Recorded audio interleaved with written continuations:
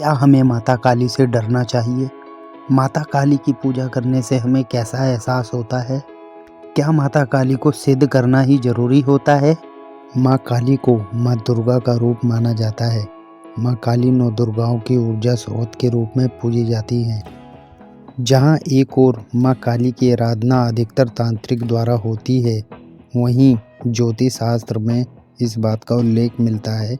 हमारे जैसे सामान्य व्यक्ति को माँ काली की सात्विक पूजा ही करनी चाहिए। माँ काली एक ऐसी ममतामयी देवी है जिन्हें आकर्षित करना बड़ा आसान है। जो व्यक्ति माँ काली की सच्चे मन से पूजा करता है, जब आप माता काली को याद करके आसन लगा के पूजा करते हैं, आपके मन में माता के सारे धाम दिखने लगते हैं। आपको ऐसा भी एहसास हो सकता है आपके आसपास कोई है। आप जितना भी माता को याद करेंगे, आपके आंखों से आंसू आने लगेंगे। आपके सारे रोटे खड़े हो सकते हैं। ऐसा भी हो सकता है आप अपने मन के अंदर ही मन से बात कर सकते हैं। अगर आप शुरुआती पूजा कर रहे हैं तो आपको थोड़ा भय भी लग सकता है, लेकिन धीरे धीरे जैसे आपकी पूजा और ज़्यादा होने लग जाएगी, आपका भय एकदम से दूर हो जाएगा। माता की पूजा करने वाले व्यक्ति को माता सबसे पहले परीक्षा लेती है। आपको ऐसा भी लग सकता है माता की ज्योत आपके आंखों के सामने जल रही है। अगर माता आपकी पूजा से प्रसन्न है, सबसे बड़ा माता का संकेत ये होता है, आप कहीं भी रहेंगे, किसी भी जगह, आपको जब भी माता का नाम लिया जाएगा या कोई भी भगवान का नाम लिया जाएगा, आपके रोंगटे तुरंत खड़े हो जाएंगे।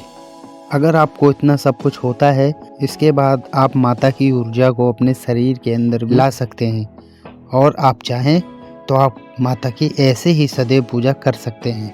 ये आपके ऊपर निर्भर करता है। जैसे जैसे पूजा बढ़ती जाएगी, आपको ये सब सामान्य लगने लगेगा। एक समय ऐसा आएगा जब माता से आपका पूरी तरीके से कनेक्शन जुड़ जाएगा।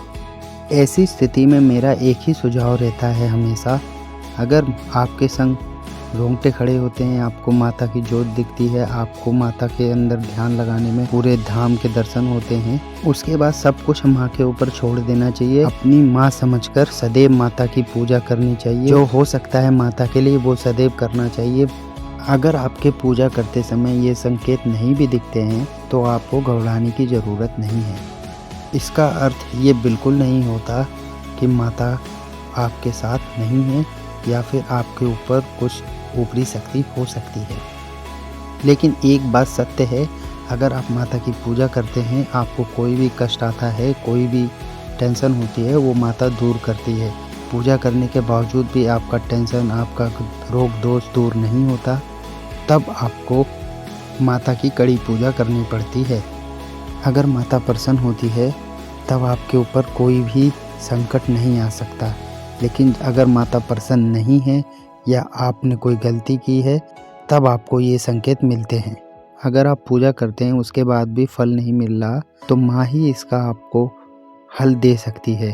तो माँ के मंदिर जाकर आप 5 या 7 दिन लगातार आप क्षमा मांग सकते हैं। धीरे धीरे फिर माता आपका पूरा संकट कलेश दूर कर देंगी। अगर आप मंदिर भी नहीं जा सकते तो एक ही लास्ट तरीका बचता है, आप पूजा के आसन पर बैठकर माता से 1 से 2 घंटे के बीच लगातार ध्यान लगा के माता को माँ के रूप में अपने अंदर विराजमान कर लीजिए। उसके बाद आपको असर दिखेगा। उसके बाद आने वाले समय में आपको उसका फल मिलेगा। माता आपको क्षमा जरूर करेगी। मेरी जगदाती जगदम्बे अम्बे सदैव दया दृष्टि बना के रखने वाली माता है। सबके ऊपर, सब पे ममता बरसाने वाली माता है।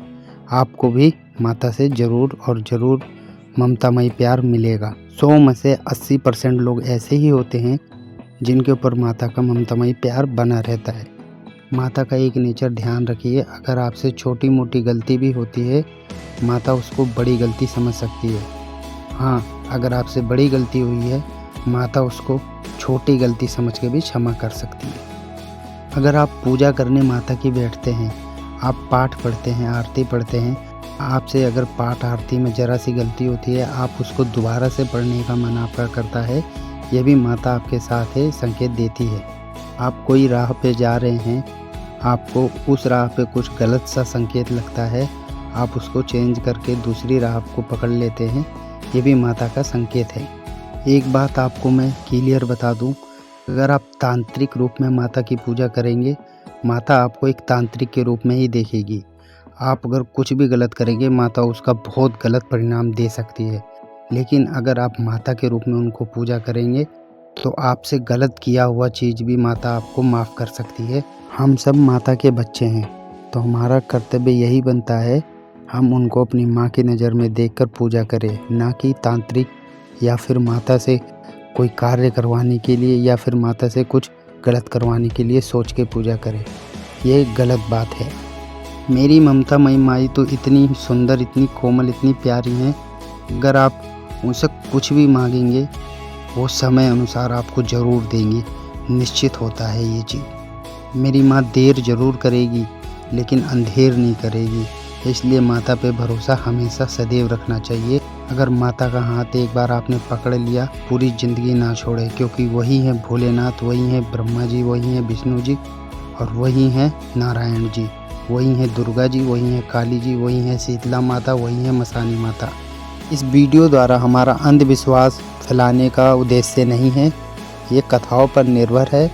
जय माता दी। अगर वीडियो अच्छा लगे तो लाइक करें, चैनल को सब्सक्राइब करें, फॉलो करना ना भूलें, बेल आइकन को ऑन कर लें।